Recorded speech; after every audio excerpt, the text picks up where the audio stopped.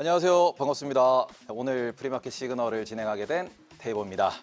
자, 어제 같은 경우에 먼저 한번 짚어보면요. 미국 증시 같은 경우에 다우존스, 나스닥, S&P 500이 나란히 상승하는 모습을 보였습니다. 그리고는 그 부분에 있어가지고 장중에 영향을 미쳤던 것이 멕시코와 캐나다 같은 이런 관세 충격에 있어서 지금 대비해야 되는 그런 국가에 대해 가지고 이게 한 달 동안의 자동차 관세를 유예하겠다는 얘기가 나왔고요. 그 부분에 있어가지고 시장이 장 초반에는 되게 좀 횡보하는 모습을 보이다가 결국 반등에 성공했던 게 어제 증시였습니다. 그렇기 때문에 오늘도 마찬가지로 시장에서는 결국 핵심되는 거는 관세라는 이슈가 있을 것이며, 그리고 어제 같은 경우에 또 유럽에서 뉴스가 큰 게 하나 나왔습니다.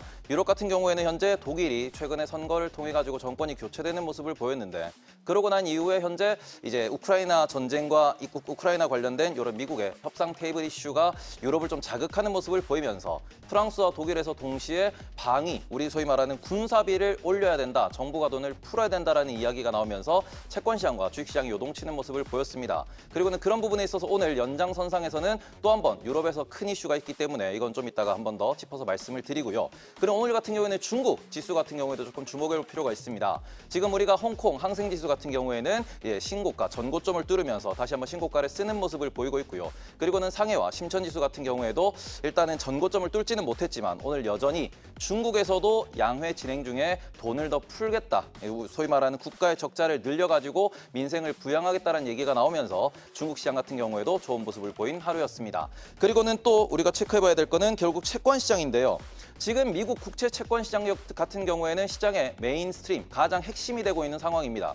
채권 같은 경우에는 지금 미국의 베센트 재무장관도 마찬가지고 트럼프도 마찬가지로 계속해서 주식 시장에 대해서는 발언하지 않고 있고요. 계속해서 채권 시장의 방향성에 있어가지고 우리는 10년물 혹은 장기채가 좀 더 낮은 금리가 유지되는 것을 원한다, 이런 이야기를 반복하고 있는 중입니다. 그리고는 또 베센트 재무장관 같은 경우에는 미국의 주식시장, 월스트리트 같은 경우에는 우리의 메인 주제가 아니다라는 이야기를 할 만큼 지금 같은 경우에는 주식시장보다는 오히려 채권 시장에 집중해가지고 시장을 분석해야 되는 그런 상황이고요. 어제 같은 경우에는 아무래도 IB들에서 연준이 2025년도에 금리 인하를 얼마나 할 것인가라는 관점으로 분석을 해보시면은 아직까지도 경제 데이터가 조금씩은 위축되고 있지만 아직까지도 연준은 큰 액션을 보이지 않을 것이다라고 이야기가 나오고 있는 부분이다 보니까 그런 부분에서 채권에 대한 매도 의견이 우세한 모습을 보이고 있습니다. 그래서 최근에 이제 10년물 국채 금리를 기준으로 말씀드리면은 4% 후반대에 있던 금리가 4.12 수준까지 내려왔다가 다시 한번 어제 반등을 하면서 4.25까지 올라갔고요.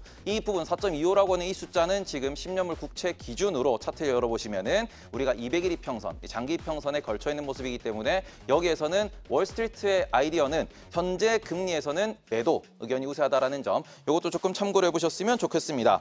자, 그리고는 말씀드릴 게 이제 국제유가 이슈가 있는데요. 국제유가 같은 경우에는 4월부터 우리가 이제 말이 좀 수상하죠. 말 그대로 감산을 감소시킨다, 이렇게 이야기를 하고 있는데 그냥 우리가 직역하자면 증산한다라고 볼 수 있습니다. 그러면서 우리가 아무래도 트럼프와 사우디가 과거에도 친했던 모습을 보였고요. 트럼프 위기가 들어온 이후에 에너지 가격 안정을 최우선 과제로 트럼프가 천명한 만큼 그런 상황에서 중동, 오펙 쪽에서도 오히려 이제 증산을 계속해서 계획대로 하겠다라는 그런 발언이 쏟아지고 있습니다. 그런 상황에서 유가가 떨어지고 이 부분은 인플레이션, 우리가 에너지라는 것은 모든 인플레의 근간이기 때문에 인플레이션 부담감을 조금 낮춘다 라는 측면에서 시장에서는 호재로 바라보고 있다, 이렇게 체크해 주시면 좋을 것 같습니다. 그럼 다음으로 오늘장 관전 포인트 3가지 짚어서 말씀드려보도록 하겠습니다. 자, 첫 번째 같은 경우는 아까 전에 제가 유럽에 대해서 말씀을 드렸는데요. 어제 같은 경우에는 유럽의 정부가 지출을 늘리겠다라고 이야기를 했습니다. 하지만 우리가 경제에서 가장 중요한 축 같은 경우에는 정부도 존재하고요. 그리고는 중앙은행도 존재합니다. 그래서 오늘은 무엇이 있는가? 3월 ECB 통화정책회의가 있는 날이고요. 이 부분에 있어서 통화정책회의 하루 전날 정치권에서 돈을 풀겠다라고 이야기가 나왔기 때문에 현재로서는 3월 ECB, 3월 유럽 금리 같은 경우에는 이제 낮춰질 거다라고 예상하고 있습니다. 그리고 난 뒤에 그 다음에 우리가 다음에 있을 회의에서는 금리를 동결할 수도 있다라는 이야기가 나오고 있다 보니까 이런 부분에 있어서 시장 반응, 특히 유럽의 채권 시장과 유럽의 증시에서의 반응이 매우 중요하고요.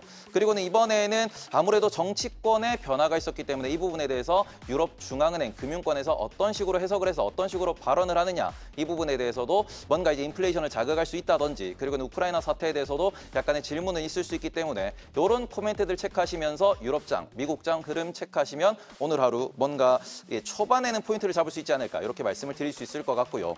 그리고는 그 다음으로 두 번째 같은 경우에는 오늘 이제 한국 시간 기준으로는 새벽에 발표가 됩니다. 뭐냐 그러면은 GDP 나오죠. 차트 한번 열어서 띄워주시면요.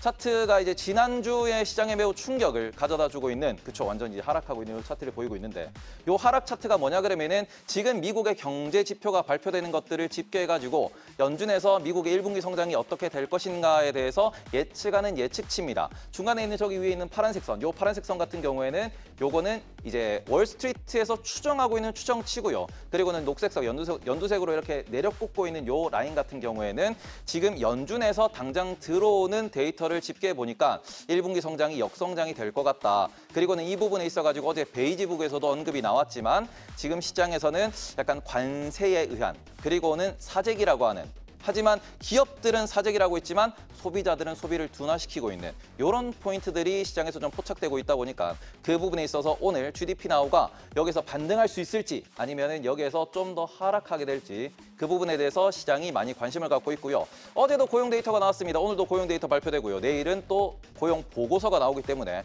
그 부분에 있어서 고용 데이터에 대해서도 시장에서 많이 촉각을 곤두세우고 있다는 점, 그것도 하나 체크를 하시고요.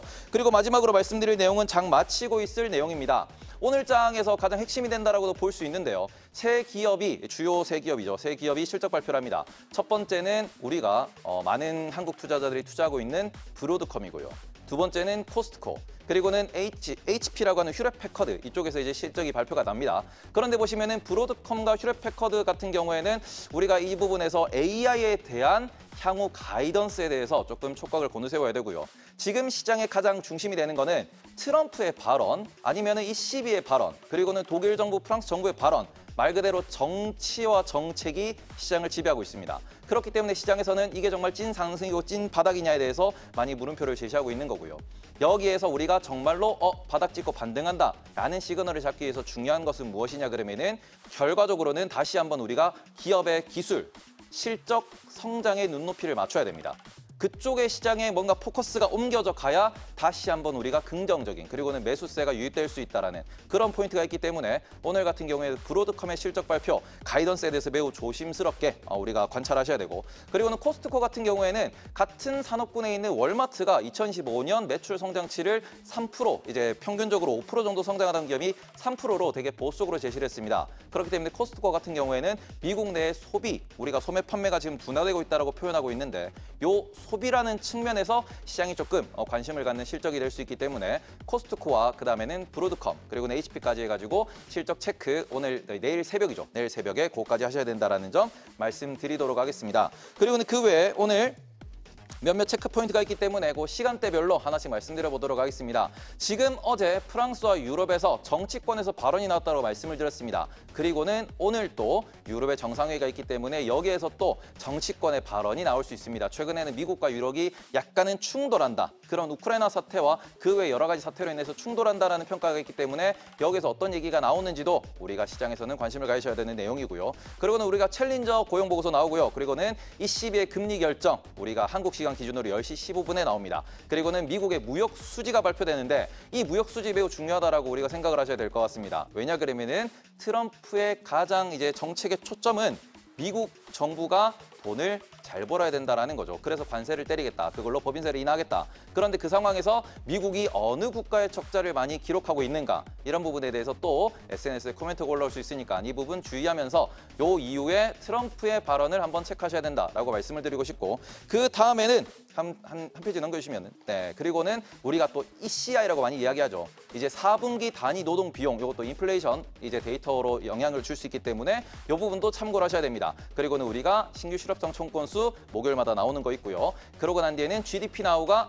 나온다라는, 새벽인데 시간이 좀 잘못된 것 같아요. 그리고는 오늘 우리가 또 주목해야 되는 건 뭐냐 그러면은 연준 위원들이 하루 종일 발언하는 날입니다. 곧 있으면은 이제 연준 위원들이 이제는 블랙아웃이라고 표현을 합니다. FOMC 직전 일주일 같은 경우에는 이제 언론과 접촉을 할 수 없기 때문에 그 부분에 있어서 오늘과 그리고는 내일 같은 경우, 금요일 같은 경우에는 파월 의장도 등판하는 날입니다. 그렇기 때문에 연준 위원들의 인플레이션과 관세에 대한 발언 역시도 시장에 영향을 미칠 수 있기 때문에 지금 미국에서도 이번 주 같은 경우에는 극심한 변동성 구간이다라고 평가를 하고 있다는 점 참고하시면서 그 부분에 있어서 대응에 있어서 조금 조심하면서 시장 대응하셨으면 좋겠습니다. 자, 그럼 제가 준비한 자료는 여기까지입니다. 그러면 좀 이따가 저기에서 제가 또 다른 모습으로 만나 뵙도록 하겠습니다. 감사합니다.